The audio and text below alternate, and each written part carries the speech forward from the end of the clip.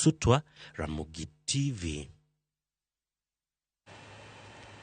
Kaka yorno mar kedo gi lokruok mar chal mar kor lwasi, riwruok mar Kenya Youth Transition Initiative ne ochwalo sir mag yiende mipidho ne grube mayudore mawego kaunti ma Homa Bay.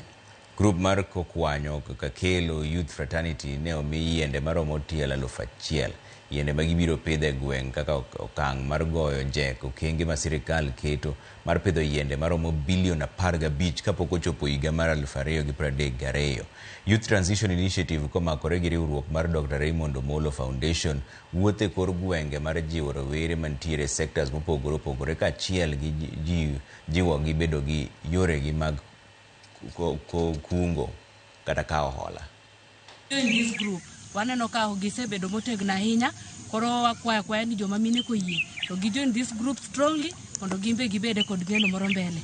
To kapok atieko ta kwayo Dr. Raymond ni wan gi rem matin, wagombo ka wanyalo yudo yo mwanyalo timo go irrigation mondo mi project wani run throughout the year.